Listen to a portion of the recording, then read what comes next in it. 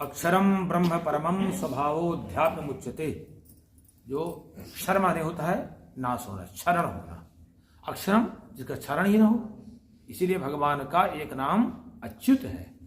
च्युत माने होता है गिरना, अमाने जो नहीं, ठीक है ना।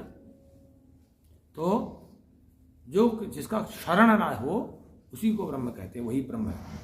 परम अक्षर जो है, परम अविनाशी जो है, वही उसी को ब्रह्म कहते हैं।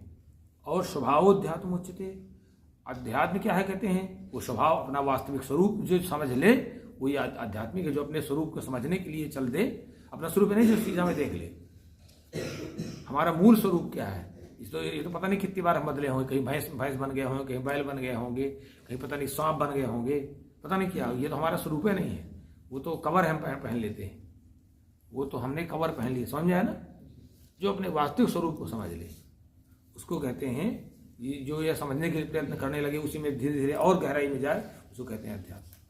चलिए,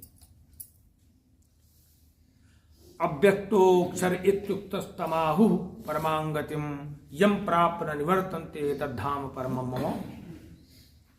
कहते हैं जिसको ब्रह्म कहते हैं ना, वो अव्यक्त है, वो अव्यक्त है, अविनाशी है। तम परमांगति माहु, उसी को परम गति कहते हैं। उसी को वहीं तक पहुंच जाने का नाम ही परम गति है। यम प्राप्य, जब उस गति तक पहुंच जाता है व्यक्ति साधना करते करते, तो यम प्राप्त न निवर्तन्ते, फिर वहां से लौट के आता नहीं है, कहीं वो स्थान नहीं बना है। जो परब्रह्म में समाविष्ट हो जाता है, समाहित हो जाता है, फिर वो लौट के आता नहीं, कभी वहां से अपना दिमाग नहीं लौटाएगा। वहां से जितना ऊंचाई पहुंच गया फिर लौटाना नहीं चाहेगा, अगर लौटाएगा तो पति है, योग उसी का नाम योग भ्रष्ट है।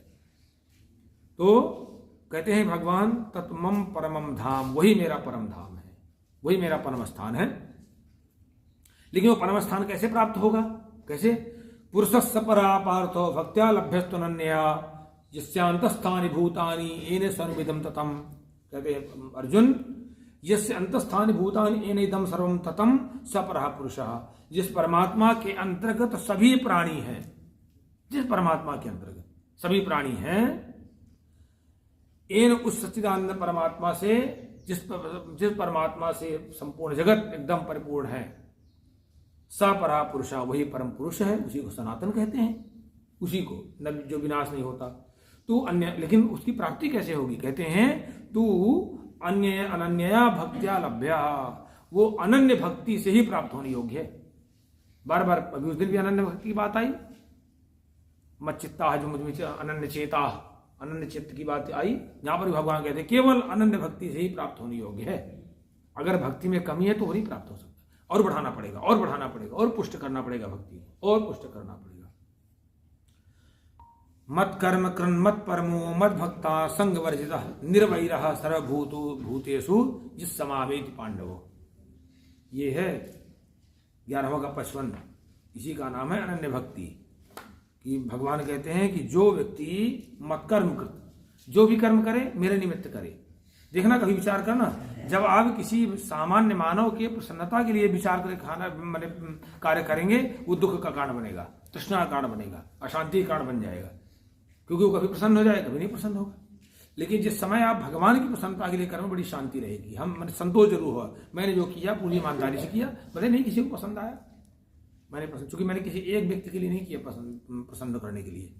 मत कर्म कर्म मत परमो, भगवान कहते हैं जो व्यक्ति केवल मेरे लिए ही संपूर्ण कर्म करता है, मत परमा मेरे परायण है, मत भक्ता मेरा भक्त है, संगवर्जिता सांसारिक आसक्तियों से रहित है, और सर्वभूतेषु निर्वैरः सभी प्राणियों के प्रति वैर भाव से रहित है, सभी प्राणियों के प्रति वैर भाव से रहित है। समाम एति, स वो मुझको प्राप्त करता है।